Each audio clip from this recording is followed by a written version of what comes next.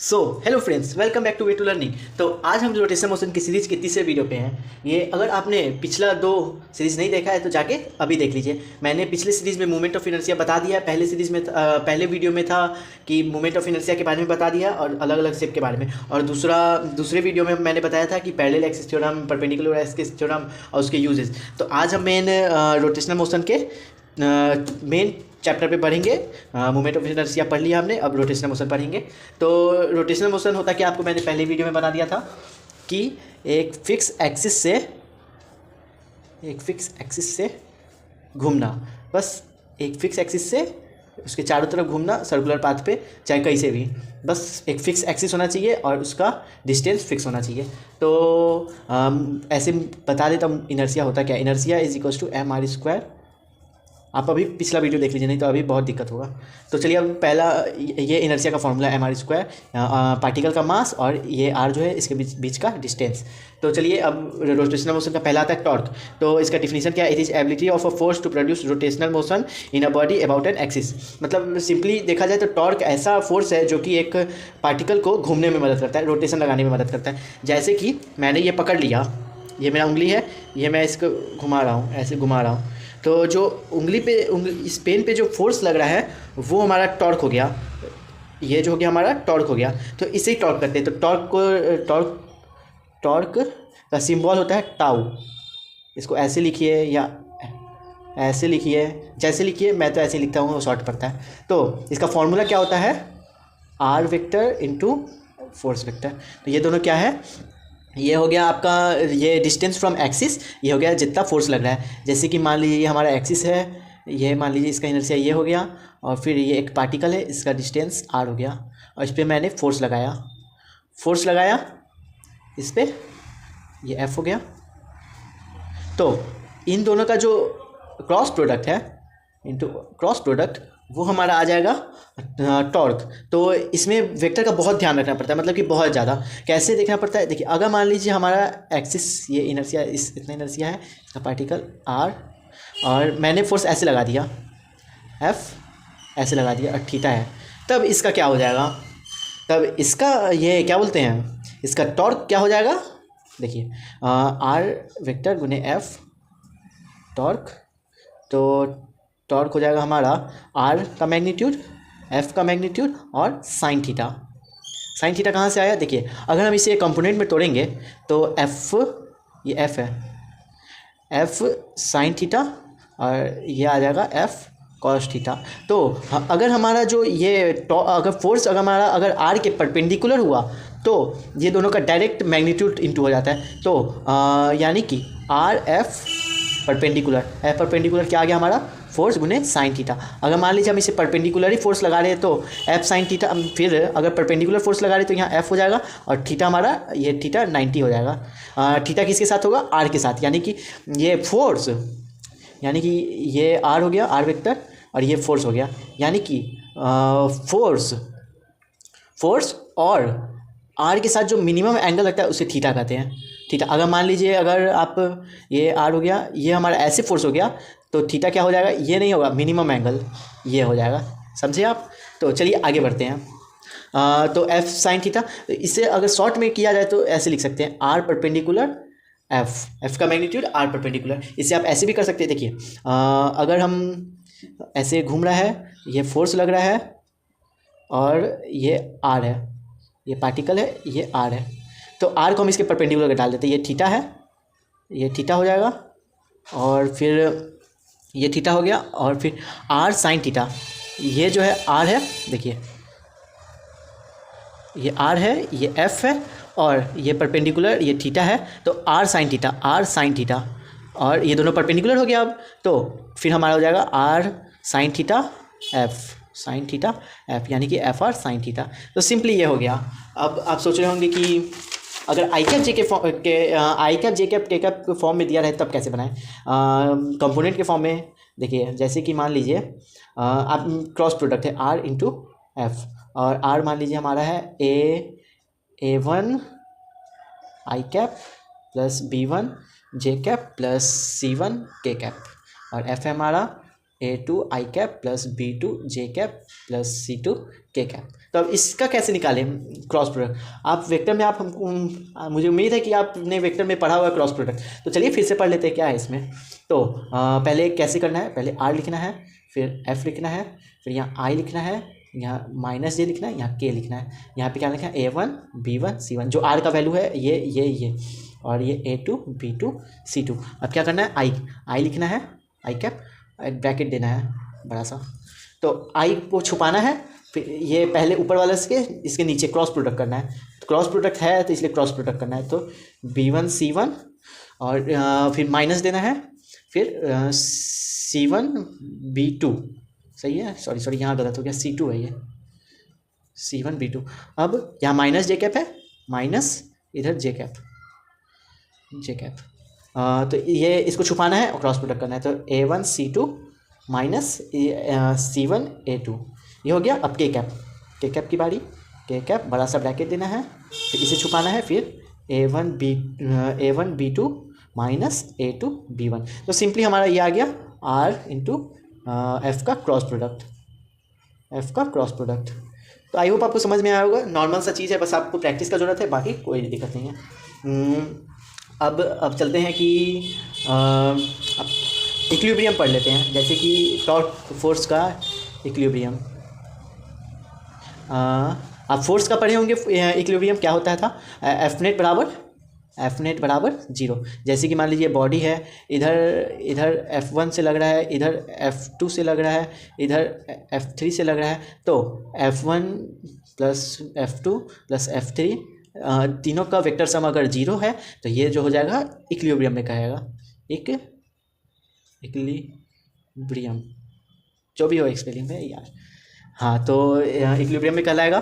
तो अब आगे बढ़ते हैं। तो अगर हमारा ये कोई पार्टिकल है वो सर्कुलर मोशन में है, ये मान लीजिए डिस्क है, तो इसको इक्विलिब्रियम क्या कहलाएगा, मतलब इसमें इक्विलिब्रियम कैसे होगा, तो इसका इक्विलिब्रियम हो जाएगा net torque is equal to 0। ये कैसे, अब मान लीजिए ऐसे फोर्स लग रहा है एक F, मान लीजिए एक ऐसे फोर्स लग रहा है, सिंपली डाटा रखते हैं, ये रेडियस R हो जाएगा।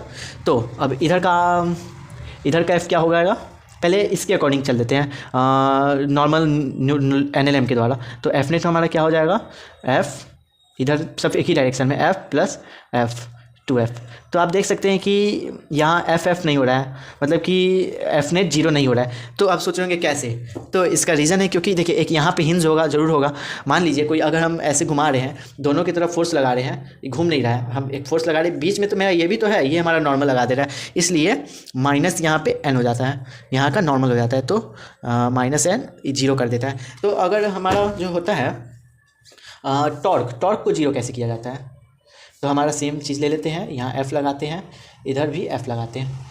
तो देखिए ये हमारा clockwise direction, anti clockwise direction में फोर्स लगा रहा है, ये हमारा क्लॉकवाइज डायरेक्शन में फोर्स लगा रहा है। तो इन दोनों का मैग्नीट्यूड जो है ना डिफरेंस हो जाएगा। इसका मैग्नीट्यूड बता देते हैं आपको। देखिए राइट हैंड हम रूल यूज करना है। अगर मान लीजिए फोर्स हमारा, मान लीजिए पार्टिकल है, फोर्स हमारा ऐसे लग रहा है, ऐसे, तो टॉर्क का डायरेक्शन ऊपर की तरफ, ऐसे लगा रहा है तो टॉर्क का डायरेक्शन ऊपर की तरफ। वही अगर हमारा फोर्स ऐसे लग रहा है, ऐसे लग रहा है, ऐसे लग रहा है, ऐसे, तो तब हमारा टॉर्क का डायरेक्शन नीचे की तरफ।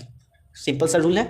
तो अब इस पे आते हैं, तो ये डिस्टेंस R है, ये डिस्टेंस R है, तो ये टेंजेंशियली लग रहा है फोर्स, कोई दिक्कत वाला बात नहीं है, ये परपेंडिकुलर बनेगा, तो डायरेक्ट इसका मैग्नीट्यूड का मल्टीप्लाई कर देंगे, मैग्नीट्यूड को मल्टीप्लाई, तो F इंटू R। तो अब मैग्नीट्यूड को तो कर दिए, इसका F मान लेते हैं, इसका दोनों का मैग्नीट्यूड सेम है, प्लस FR। तो देखिए ये अपोजिट डायरेक्शन में है, तो कितना भी है तो NLM के द्वारा सेम डायरेक्शन में, लेकिन इसके रोटेशनल मोशन के द्वारा ही अपोजिट डायरेक्शन में, क्योंकि मैंने आपको बता दिया एक एंटी क्लॉकवाइज है, एक क्लॉकवाइज है, तो ये एक माइनस लग जाएगा। जो एंटी क्लॉकवाइज होता है वो प्लस में होता है, पॉजिटिव में होता है, और जो क्लॉकवाइज होता है वो नेगेटिव में होता है। तो ये हमारा हो जाएगा एंटी क्लॉकवाइज है तो ये पॉजिटिव हो जाएगा, ये वाला पॉजिटिव हो जाएगा, ये हमारा क्लॉकवाइज में है तो नेगेटिव हो जाएगा। तो FR minus FR is equal to 0। इस कंडीशन में हमारा जो नेट टॉर्क है वो 0 आ जाएगा, यानी कि नेट टॉर्क 0 है, मतलब ये रोटेट नहीं करेगा। अब मान लीजिए ये हमारा R है, एक बीच से मान लीजिए ये हमारा 2R है, ये डिस्टेंस जो है 2R है, और ये डिस्टेंस मान लीजिए R है। आपको आई होप दिख रहा होगा अच्छा से, कोई बात नहीं।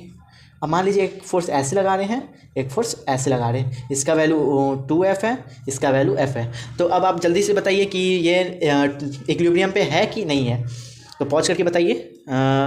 तो चलिए पता करते हैं। तो पहले इसका टॉर्क लगाते हैं, टॉर्क ऑफ 2F का। तो फोर्स दोनों परपेंडिकुलर टेंजेंशियली लग रहा है, तो परपेंडिकुलर है, तो 2F डॉट आर यानी कि 2FR। अब F का लगाते हैं, F का तो कैपिटल R है, सॉरी कोई बात नहीं। टॉर्क F का लगाते हैं, तो ये फोर्स का मैग्नीट्यूड ये टेंजेंशियली लग रहा है, तो परपेंडिकुलर हो जाएगा 2R, तो इसका हो जाएगा 2FR। तो कॉन्ग्रेचुलेसन, जो लोग ने इसे बोला इक्विलिब्रियम पे वो जीत गए। तो यहाँ हमारा TF 2F is equals to है, ये दोनों इक्वल है, यानी कि ये हमारा इक्विलिब्रियम पे। देख रहे हैं कि इसका मतलब क्या समझे आप, कि जरूरी नहीं कि फोर्स का मैग्नीट्यूड हमेशा सेम रहे। वो इस जो सर्कल है, जो डिस्क है, या कोई भी गोल सा, मतलब जो भी चीज़ है जो जिसके पास टेंडेंसी है रोटेट करने का, उसको अगर जो हमारा टॉर्क है वो हमारा फोर्स पे डिपेंडेंट है, थीटा पे डिपेंडेंट है, एंड रेडियस पे डिपेंडेंट है।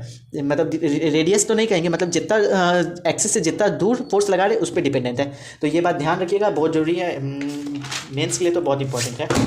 तो अब फिक्स एक्सिस रोटेशन की तरफ बढ़ते हैं। तो सॉरी कैमरा गिर जाता है, मेरा हमेशा गिरा हुआ है। तो देखिए, हम मान लीजिए ये हमारा रॉड है, इसका इनर्शिया क्या था, चलिए बताइए इसका इनर्शिया क्या हो जाएगा। तो देखिए, जो लोग ने पहला और दूसरा वीडियो नहीं देखा है तो उसके लिए बहुत बुरी बात है, जिसने देखा है वो बता दिए होंगे, जिसने देख के भी नहीं बताया तो छोड़िए, कहिए क्या बोले। ये हो जाएगा mr²/3। तो ये इसका एनर्जिया हो गया, इसका मास m हो गया, इसका ये r क्या है, ये लेंथ है, तो इसे ml² लिखिए या mr² कुछ भी लिखिए, बस यहाँ का लेंथ होना चाहिए। तो अब इसका टॉर्क क्या हो जाएगा, यहाँ मान लीजिए अल्फ़ा से घूम रहा है, पहले तो फोर्स लगा दिए, अब ये अल्फ़ा से घूम रहा है, तो अब इसका हो जाएगा इनर्शिया गुने अल्फ़ा। सिंपल सा है, इनर्शिया गुने अल्फ़ा। तो कैसे हुआ, क्या हुआ, देखिए ये हमारा इनर्शिया हो गया, ये अल्फ़ा से घूम रहा है, इसका इनर्शिया इतना हो गया, और ये अल्फ़ा इसका एंगुलर एक्सेलरेशन, ये जो हमारा एंगुलर एक्सेलरेशन है, ये जो हमारा एंगुलर एक्सेलरेशन क्या है, आपने सर्कुलर मोशन में पढ़ा होगा, रेडियन के बारे में बात होता है, रेडियन पर second square, change in angular velocity इन पर सेकंड। तो ये सिंपल सा है। तो अब देखिए दोनों का रिलेशन, पिछले बार में हम आपको टॉर्क का क्या फॉर्मूला बताते थे, मान लीजिए परपेंडिकुलर है, FR मान लेते हैं, और अभी क्या है, FR फॉर रियल ये दोनों सेम, ये दोनों इक्वल आ गया। कैसे इक्वल आया, देखिए हमारे जो क्या बोलते हैं रोटेशनल मोशन है, उसमें मास को जो क्या कहा जाता है पता है, इनर्शिया। नया बात है, लेकिन मास को जो है ना इनर्शिया कहा जाता है, और फोर्स को क्या कहेंगे, सोचिए, टॉर्क क्यों कहेंगे, फोर्स हमारा कोई भी बॉडी को इस मूवमेंट में मदद करता है, ये टॉर्क जो है रोटेशन में मदद करता है, इसलिए टॉर्क मान लेते हैं। और ये एक्सेलरेशन को आप पिछले सर्कुलर मोशन में आपको पता होगा अल्फ़ा कहते हैं, और बाकी हो गया। हाँ, तो हमें लीनियर से एंगुलर में जाने पे क्या करना पड़ता था, उस रेडियस से मल्टीप्लाई करना पड़ता था, यानी जितना डिस्टेंस एक्सिस से उसे मल्टीप्लाई करना पड़ता था। तो इसलिए सिंपली फोर्स से टाउ में जाने के लिए हम इसे F से R से मल्टीप्लाई कर देते हैं, F को इसके डिस्टेंस से मल्टीप्लाई करते थे, सिंपल सा है। अब देखिए अब मास को इनर्शिया कहते हैं और एक्सेलरेशन को एंगुलर एक्सेलरेशन कहते हैं। तो फोर्स का फॉर्मूला m में होता है, तो क्या हम टाउ को, तो ये फोर्स को हम टाउ कहते हैं रोटेशनल मोशन में, तो क्या हम इसको I अल्फ़ा लिख सकते हैं, ऑफ कोर्स लिख सकते हैं, अभी बताएं हम आपको, और इसको ऐसे भी लिख सकते हैं, इसलिए ये दोनों फॉर्मूला आ गया है। तो अब हमारा एंगुलर मोमेंटम बसता है। आप आई होप आप समझे होंगे। तो इस पर क्वेश्चन प्रैक्टिस से ही आता है, बाकी आपको कुछ मुश्किल नहीं है, सबको रोटेशनल मोशन टफ लगता है, तो हमको तो थोड़ा सा भी नहीं लगता है। अब एंगुलर मोमेंटम पे आते हैं, एंगुलर मोमेंटम। तो इसको डिनोटेशन L होता है, या ऐसे करिए, ऐसे जैसे आपको ठीक पड़े, मुझे तो L ठीक लगता है। तो इसका डिनोट करने का तरीका, जैसे मोमेंटम को करते थे ना P से, मोमेंटम को इसे L से करते हैं। तो अब इसका फॉर्मूला क्या है, इसका फॉर्मूला भी वही है, क्या हो जाएगा, मास को इनर्शिया कहते थे और वेलोसिटी को क्या कहते थे, ओमेगा। तो हमारा P जो होता था, मोमेंटम जो होता था, I ओमेगा के मास इंटू वेलोसिटी के बराबर होता था। तो एंगुलर मोमेंटम से एंगुलर, ये लीनियर से एंगुलर की तरफ जा रहे हैं, तो लीनियर से एंगुलर की तरफ जाने के लिए क्या करना पड़ता था, लीनियर से एंगुलर नहीं, मतलब कि लीनियर है ये एंगुलर है, बता रहे आगे आएगा लीनियर से एंगुलर जाने के लिए। ऐसे इसको क्या कहेंगे, मास को इनर्शिया कहते हैं, वेलोसिटी को ओमेगा। ये फॉर्मूला आ गया हमारा, देखिए यहाँ पे फॉर्मूला दिख रहा है आपको, सेम फॉर्मूला है। तो क्या है, ये इनर्शिया, मान लीजिए ये इनर्शिया इसका ये है, और ये बॉडी घूम रहा है ओमेगा से। तो अब घूम रहा है, इसको क्या। तो अब इसका मोमेंटम तो नॉर्मल, ये इसका जो वेलोसिटी कर लेंगे, निकाल लेंगे, फिर मास से मल्टीप्लाई कर देंगे, इसका मोमेंटम यहाँ का निकल जाएगा। अब पूरा का गोल गोल घूम रहा है, उसका मोमेंटम निकालना है, तो इसके इनर्शिया को एंगुलर वेलोसिटी से मल्टीप्लाई कर देंगे। तो अब इसका बारी, P is equals to P से हमें किस पे जाना है, एंगुलर मोमेंटम से एंगुलर मोमेंटम पे जाना है, एंगुलर मोमेंटम पे। तो अब कैसे जाएं, तो पी पे जाने के लिए तो अब हमें निकालना है इसका फॉर्मूला, इसका एंगुलर मोमेंटम का। इसे कैसे निकालें, तो आपको मैंने पहले बताया था, इसका जो है इसे रेडियस से मल्टीप्लाई कर देंगे, रेडियस इंटू पी, ये आ जाएगा हमारा एंगुलर मोमेंटम। मतलब समझे, देखिए ये जो हमारा मान लीजिए ये ग्राफ हो गया, ये पार्टिकल यहाँ पे है, यहाँ पे पार्टिकल v वेलोसिटी से जा रहा है और ये r वेक्टर है, इसका मास m मान लीजिए। तो इसका मोमेंटम क्या हो जाएगा, इसका मोमेंटम mv हो जाएगा।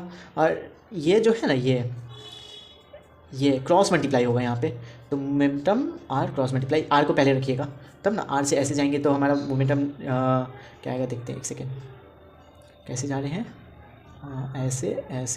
ऐसे हमारा मोमेंटम निगेटिव है, समझे। निगेटिव क्यों है आप सोच रहे होंगे, तो देखिए मान लीजिए हमारा ऐसे जा रहा है, ऐसे जा रहा है, यानी इधर की तरफ जा रहा है, इधर की तरफ ऐसे करते करते मतलब क्लॉकवाइज की तरफ जा रहा है, ऐसे जा रहे हैं मतलब ऐसे जा रहा है क्लॉकवाइज यानी नीचे की तरफ, यानी कि निगेटिव, यानी कि हमारा जो मोमेंटम है इस इधर जा रहा है। अगर इस ओरिजिन के अबाउट लिया जाता है, तो एक सेकंड बता रहा हूँ, ये देखिए निगेटिव हो गया। अब देखिए इसके अबाउट ले रहे हैं, किसी के भी कहीं भी किसी के भी अबाउट ले सकते हैं, लेकिन यहाँ हम इसके अबाउट ले रहे हैं, तो हमारा जो मोमेंटम है यहाँ से perpendicular distance, minimum distance velocity का, ये जो ओ है, इससे परपेंडिकुलर डिस्टेंस इसका, समझे।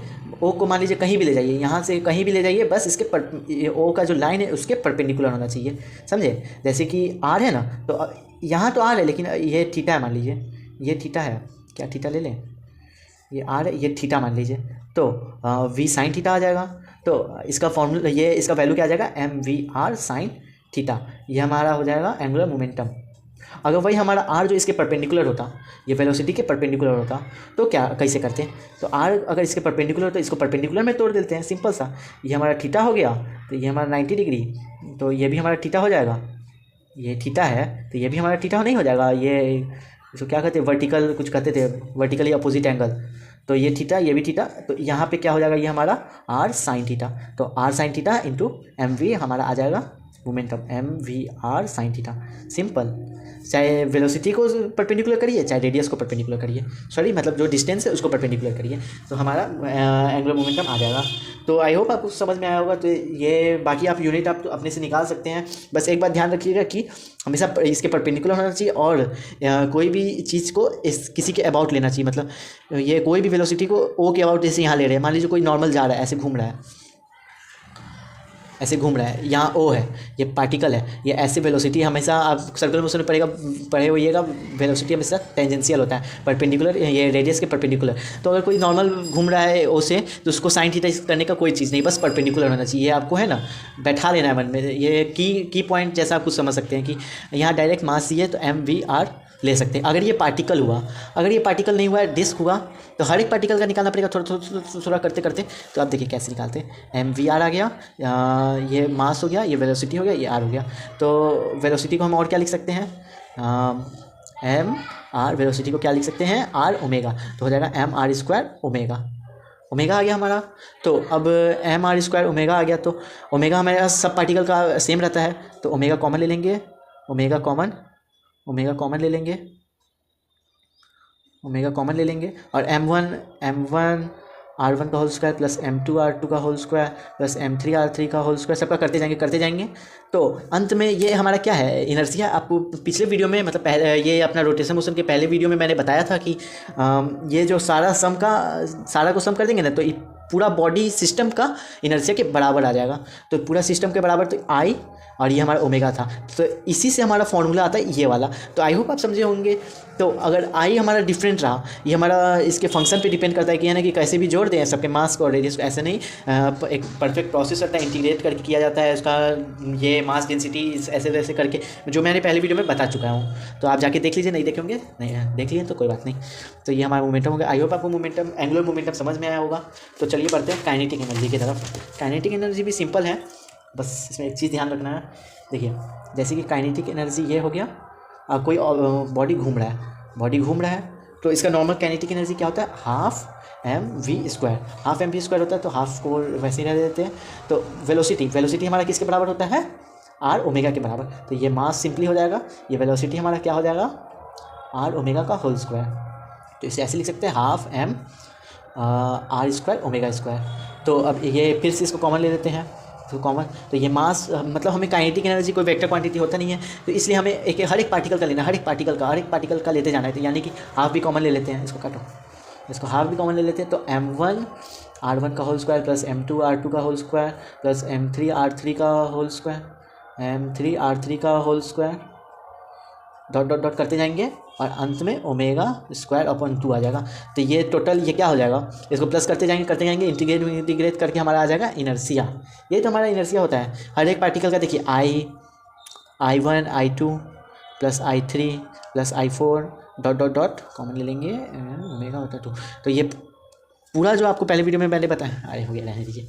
तो आई ओमेगा स्क्वायर अपॉन 1/2 ये हमारा आ गया काइनेटिक एनर्जी का फॉर्मूला। क्या क्या, ये इनर्सिया हो गया, total inertia of a body, ये हो गया angular velocity of the body.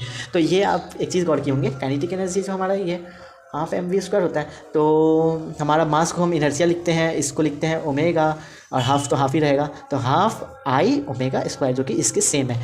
तो कितना अच्छा बात है कि रोटेशनल मोशन लीनियर मोशन में ज़्यादा डिफरेंस नहीं, बस थोड़ा सा डिफरेंस है। तो चलिए आगे बढ़ते हैं टाइम पीरियड की तरफ। टाइम पीरियड इंपॉर्टेंट है, नहीं भी है, लेकिन इंपॉर्टेंट, मान लीजिए इंपॉर्टेंट है टाइम पीरियड। ऐसे जेईई एडवांस में नॉर्मल सा इंफॉर्मेशन में टाइम पीरियड लिख देता है, ओमेगा नहीं लिखता है, टाइम पीरियड लिख देता है। कितना बदमाश आदमी सब है। Time period is equal to 2 pi omega. Time period होता है कि आपको मालूम होगा, आई होप, लेकिन बता देते हैं कि एक रोटेशन करने में जितना समय लगता है उसे टाइम पीरियड करते हैं। क्या आप फिर से बोलते हैं, एक रोटेशन करने में जितना समय लगता है उसे टाइम पीरियड करते हैं। तो इसे कैसे डिराइव करेंगे, उतना वो नहीं है, मुश्किल नहीं है। देखिए ओमेगा हमारा क्या होता है, total distance, total theta cover, theta total बटा total time taken, time taken. तो थीटा एक रिवॉल्यूशन करने में कितना थीटा लगता है, तो पाई में 180 होता है। इसे पाई में याद रखिएगा 180 होता है, आप बेसिक सा चीज़ है, आता होगा। तो 2 पाई में 360, यही तो हमारा एक रिवॉल्यूशन के बराबर होता है। तो अब हो जाएगा ये हमारा ओमेगा, ये ओमेगा क्या हो जाएगा 2 पाई के बराबर, और ये टाइम कितना हो जाएगा, एक रिवॉल्यूशन के करने, इसलिए time period is equal to omega. तो टाइम पीरियड हो जाएगा हमारा, अरे यार आई क्या लिख देते हैं हम, टाइम पीरियड हमारा हो जाएगा 2 omega upon 2 pi upon omega, ये हमारा हो गया टाइम पीरियड। इसको देखिए डिराइव भी कर दिए। और number of revolution switch off ठीक है लिख दिए आफ्टर। अच्छा, फ़ैन का जनरली लिया जाता है, लेकिन यहाँ किसी भी चीज़ का ले सकते हैं, जैसे कि आपको बता रहे हैं नंबर ऑफ रिवॉल्यूशन। देखिए कैसे कि, देखिए मान लीजिए कोई पंखा है, कैसे बनता है, ऐसे ऐसे, अरे यार ऐसे, ये गोल था। तो पंखा मान लीजिए शुरू में ओमेगा से घूम रहा है, या तो इसको ऐसे लिख सकते हैं, जनरली आरपीएम में दिया रहता है, एन आरपीएम। तो अब इसे इतना से घूम रहा है, आप स्विचें बंद कर दिए। तो अब कितना देर में नहीं, मतलब कितना रिवॉल्यूशन बाद ही रुक जाएगा, मतलब स्टॉप हो जाएगा। तो इसे निकालने के लिए सिंपल सा फॉर्मूला है, N is equal to N T upon 120 120। तो ये क्या है, मतलब ये है क्या आखिर, तो एन मेरा आरपीएम, इनिशियल आरपीएम हो जाएगा। ये टाइम मतलब कि ये इसमें क्वेश्चन में गिवन रहेगा कि इतने समय बाद हमारा जो है ना फ़ैन ऑफ हो गया, तो इतने समय बाद हो गया, और 120 डिवाइड कर देंगे, तो ये हमारा कितना रिवॉल्यूशन बाद ये रुक गया वो बता देगा। तो सिंपल सा चीज़ है, बस आपको फॉर्मूला याद करना है, बाकी दिमाग नहीं लगाना है। तो अब वर्क डन निकालना है, जैसे कि वर्क डन क्या हो जाएगा, WD work done all the force equals to kinetic energy. हाँ, तो अब इसमें ध्यान रखना, काइनेटिक एनर्जी आई ओमेगा वाला लेना है। Work done by all force, यानी कि अगर मान लीजिए ऊपर से नीचे गिर रहे हैं तो work done by gravity mgh, वैसे कोई भी चीज़, जैसे स्प्रिंग फोर्स है हाफ के एक्स स्क्वायर, कुछ भी। तो काइनेटिक एनर्जी ध्यान रखना है हाफ आई ओमेगा स्क्वायर। देखिए आपको फंसाने के लिए ऐसे कर सकता है, बोलेगा ये डिस्क है, ये वेलोसिटी इससे जा रहा है, वेलोसिटी से मास m है, और क्या रेडियस r है। तो आपको बोल देगा कि काइनेटिक एनर्जी निकालिए। तो आप सोचिएगा कि ये देखिए काइनेटिक एनर्जी निकालने के लिए सिंपल सा हाफ एम वी स्क्वायर लगा देते हैं, मास गिवन है वेलोसिटी गिवन है, या हो गया पूरा, लेकिन ये गलत है। तो क्या करना चाहिए हमें, पहले ये डिस्क है, पहले पता लगाना पड़ेगा कौन सा शेप है, ये डिस्क है, रिंग है, स्फीयर है, सिलेंडर है, जो है सब पता लगाना पड़ेगा। तो इसे हाफ, तो हाफ हो जाएगा इनर्शिया इसका, मान लीजिए हम डिस्क ले लिए, तो मेरे पास डिस्क था, हम डिस्क ले लिए, m²/2, ये आपको याद करना है, मुझे याद है, कोई बात नहीं। और ये omega square angular velocity, omega निकालने के लिए क्या करना पड़ेगा, तो हाफ m/2 ओमेगा हमारा वेलोसिटी गिवन है, तो v² ओमेगा/r², इसे काट देंगे दोनों को, हाफ m/2 v², आ गया 1/4 mv²। अगर आप हाफ mv² लगा देते तो आपका गलत हो जाता, लेकिन भाई आपने अगर ये वाला लगाया है, ये मैंने जो बताया था ये वाला, तो आपका सही हो गया, यही आंसर होगा। मास का वैल्यू जो दिया रहेगा वेलोसिटी, ये यानी कि एक चीज़ समझे कि जो हमारा ये काइनेटिक एनर्जी है वो हमारा रेडियस पे डिपेंड नहीं कर रहा है। मान लीजिए मास सेम ले लीजिए, इससे बड़ा चीज़ ले लीजिए, सेम वेलोसिटी से उसे घुमाइए, तब वो नहीं बोलेगा कि मैं कितना बड़ा हूँ कितना छोटा हूँ, बस उससे मतलब है मेरे वजन से और कितना तेज घूम रहा उस पर। तो हो गया। तो इस वीडियो को मैं अभी ख़त्म कर देता हूँ क्योंकि आगे बहुत लंबा हो जाएगा। कि CRT छोटा सी चीज़ है, पढ़ लीजिए। तो अब आते हैं पुलिस सिस्टम पे। अगला टॉपिक हमारा रहेगा CRTM पे। पुलिस सिस्टम पढ़ लीजिए या रहने दे, पढ़ लीजिए क्या है। तो पुलिस सिस्टम, पुलिस सिस्टम क्या है, सिंपल सा है, ये है, ये है, ये है। हाँ, तो आप NLM में पढ़ते होंगे कि क्या पढ़ते थे NLM में, कि ये जो रस्सी है वो ससल रहा है मतलब फिसल रहा है। यहाँ म्यू जो है हमारा 0 हो जाता था पहले के केस में, अभी नहीं, अभी तो दिक्कत वाला बात है। तो म्यू हमारा 0 हो जाता था। इसका मतलब क्या समझे आप, कि हमारा म्यू 0, ये घूम रहा है, ये नहीं घूमेगा, खाली ये घसक रहा है। अब हमारा म्यू ≠0 है, यानी कि अब 0 नहीं है, यानी कि मास के साथ ये घसक रहा है, तो हम भी नीचे जाएंगे, तुमको भी घुमा के जाएंगे, यही वाला बात है। तो मान लीजिए ये M1 हो गया, ये M2 हो गया, तो ये M2G हो जाएगा फोर्स, M2G और ये M1G। मान लीजिए ये है इसका M1 is smaller than M2 या M2 is greater than M1। ये एक्सेलरेशन, ये T2, ये T2, ये T1, ये T2 हो गया, सिंपल सा। तो मान लीजिए एक्सेलरेशन नीचे से ये ऊपर जा रहा है, इससे ये अल्फा से घूम रहा है, यानी कि A/R सही है। ये रेडियस R मान लीजिए, इसका मास M मान लीजिए। तो अब ये इसको बनाने का एक फुल प्रोसेस होता है। पहले जान लीजिए कि इस पुली का प्रॉपर्टी, तो पहले वाले पुली में क्या लिया जाता है, इसका फ्रिक्शन 0 है, मास नहीं है, लगभग 0 के बराबर है। अब देखिए अब क्या किया जाता है, मास, इसके पास मास है, फ्रिक्शन है, और स्ट्रिंग जो है ना, मतलब स्ट्रिंग के साथ साथ पुली घूमेगा। और हमारा T1, ये T1 है, T1 और T2 बराबर नहीं है, T1 T2 बराबर हो जाएगा तो घूमे नहीं करेगा। तो वही बात है, T1 T2 बराबर नहीं है, ये दोनों अनइक्वल है। तो अब कैसे बनाएं, तो देखिए T2 हमारा ज़्यादा है, ऑफकोर्स ये नीचे जा रहा है तो T2 हमारा ज़्यादा है, तो T2 हमारा ज़्यादा है।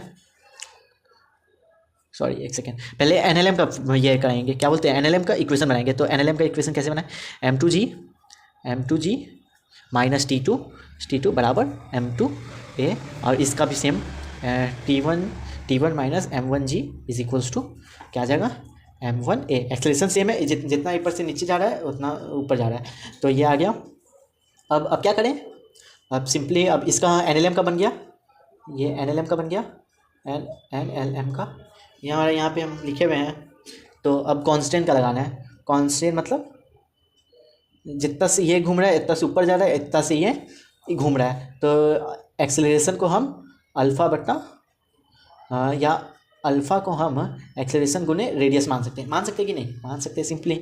तो ये इतना से घूम रहा है, alpha is equals to A divided by R, sorry गलत हो गया, A डिवाइडेड बाई आर। तो ये सिंपली ये रिलेशन आ जाएगा, तो ये इस पर पुट कर देंगे, इस पर तो नहीं पुट होगा, अगला हम बता रहे हैं क्या होगा।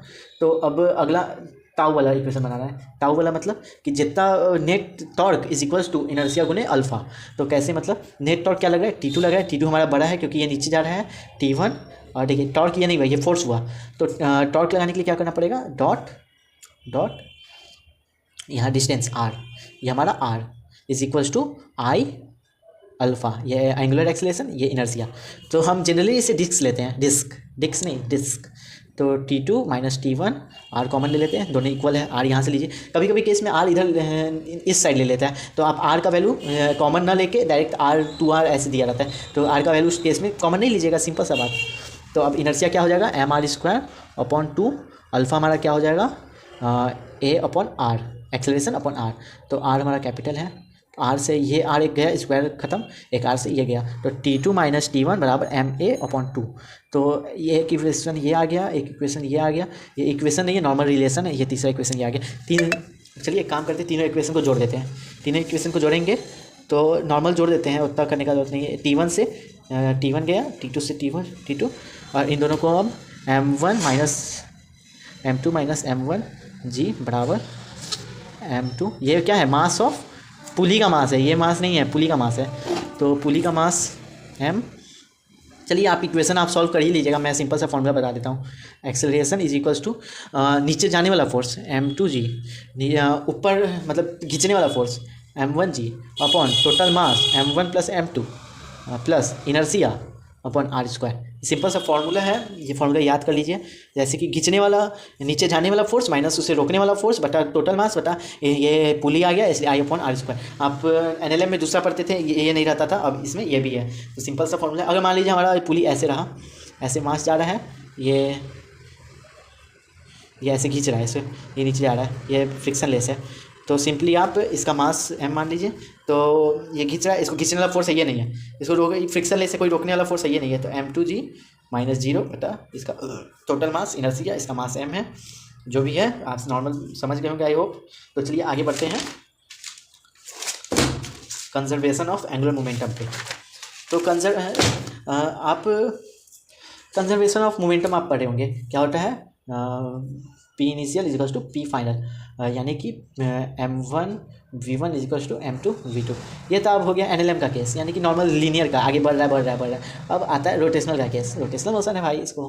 तो नॉर्मल क्या करिए, ये इनिशियल इज इक्वल्स टू ये इनिशियल, बड़ा बढ़िया, L इनिशियल है तो फाइनल, L से लिखिए, उल्टा L कर दीजिए, सेम है। तो अब कैसे निकालें, अगर हमारा मान लीजिए पहले बॉडी का केस ले लेते हैं। बॉडी मतलब आपका बॉडी नहीं, जो हमारा पार्टिकल है, जो हम पार्टिकल नहीं, बॉडी जो हम चीज़ लिए हैं उसका बॉडी। जैसे हम डिस्क ले लिए, डिस्क हमको अच्छा लगता है, मेरे पास वही है इसलिए हम डिस्क लेते हैं।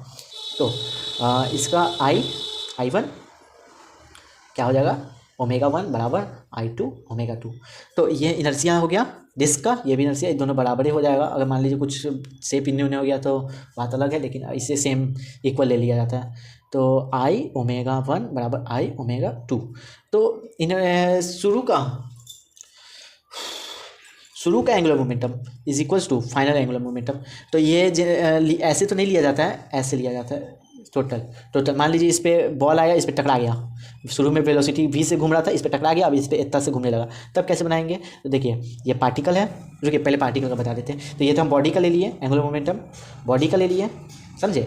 अगर मान लीजिए कोई बॉडी है ना, तो कभी भी एक चीज़ ध्यान रखिएगा, कोई भी अगर कोई बहुत सारा पार्टिकल मिलकर एक बॉडी बनाता है ना, तो हमेशा उसका एंगुलर मोमेंटम MI ω लीजिए, MVR लेने का गलती कभी नहीं करिएगा, समझे। MVR लेने का गलती कभी, क्योंकि ये एक पार्टिकल के लिए, सिंपल सा ये एक पार्टिकल के लिए, ये मतलब इसके मान लीजिए राजा है तो ये प्रजा है, ये प्रजा के लिए, राजा के लिए स्पेशल बनाया गया है, समझे। तो वही चीज़ है। अगर मान लीजिए कोई पार्टिकल है, मान लीजिए यहाँ एक पार्टिकल है, मास m है, यहाँ से डिस्टेंस r है और वेलोसिटी v है इसका, तो इसका पार्टिकल के लिए ले लेंगे MVR, ये बॉडी के लिए और पार्टिकल के लिए। तो अब राजा बहुत अच्छा आदमी है, तो अब प्रजा को भी है ना अपना ये यूज करने देता है फार्मूला। तो पार्टिकल के लिए आप ये भी लगा सकते हैं I ω, ये वैलिड है, ये भी इसके लिए ये भी वैलिड है, ये भी वैलिड है। क्यों वैलिड है, देखिए जैसे मान लीजिए ये एक एक्सिस है, ये पार्टिकल है, ये घूम रहा है,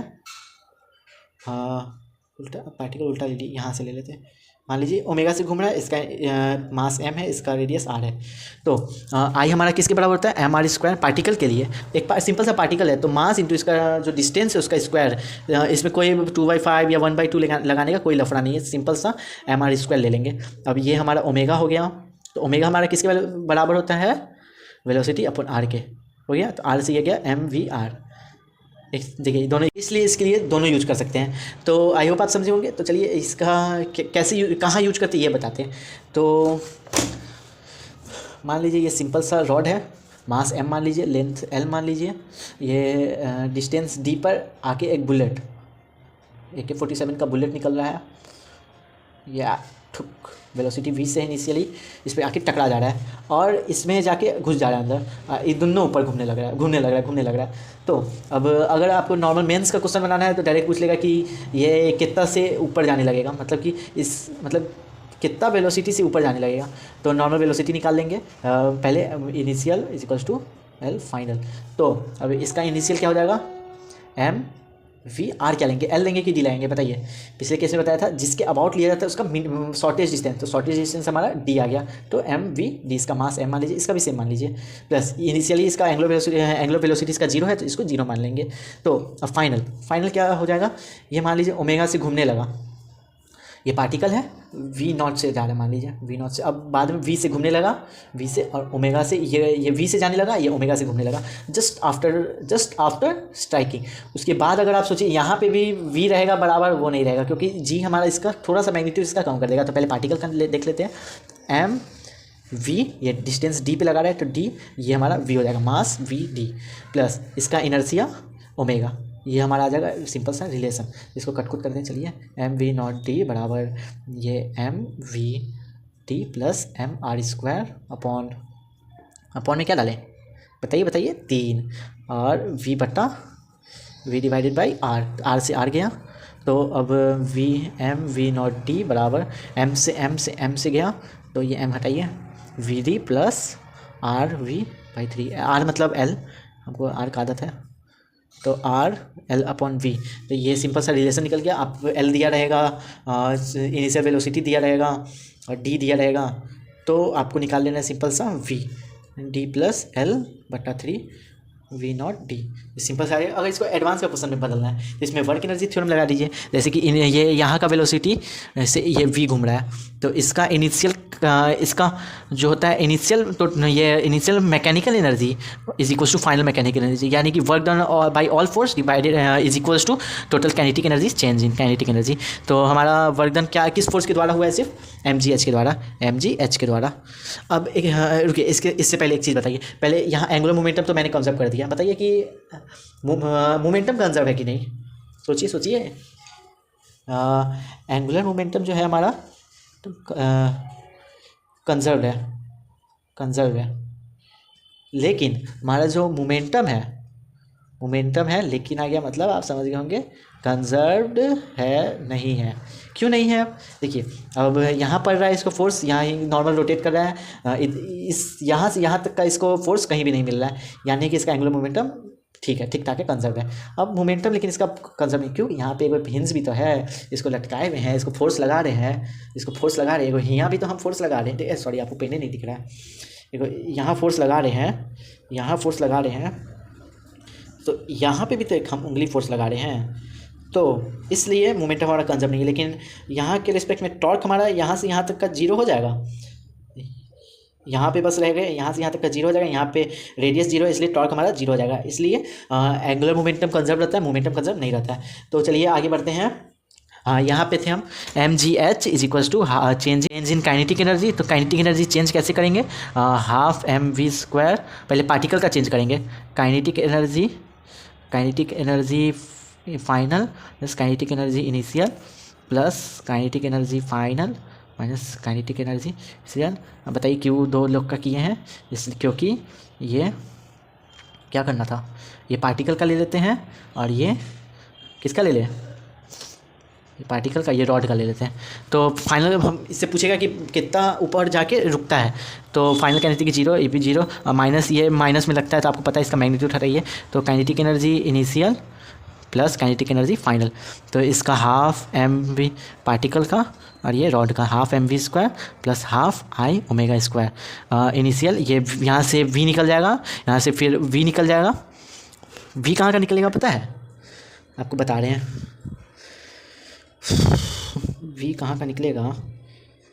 देखिए यहाँ जो वी लिए है ना, ये वी दोनों डिफरेंट वी है, क्योंकि ये पार्टिकल का यहाँ जा रहा है, आगे पार्टिकल जा रहा है, और ये जो जा रहा है हमारा यहाँ का जा रहा है, यहाँ का, इसलिए ये नहीं लेंगे, डायरेक्ट यहाँ ओमेगा ले लेते हैं, ये जो वी को ओमेगा मान लेते हैं, तो वी को ओमेगा मानने के लिए इसको ओमेगा बता आर से कर देंगे। तो अब ये इक्वेशन सही है, ओमेगा ले लीजिए, फिर इसका वी निकाल लीजिए, सबका अलग अलग निकाल के आराम से कर लीजिएगा, ये हो गया। तो चलिए आगे आप समझ गए होंगे, तेज बच्चे होशियार हैं, आपको पता है। तो अब आखिरी टॉपिक, आखिरी नहीं है मतलब इसका काइनेमैटिक्स ऑफ रोटेशनल मोशन का आखिरी टॉपिक, एंगुलर इम्पल्स।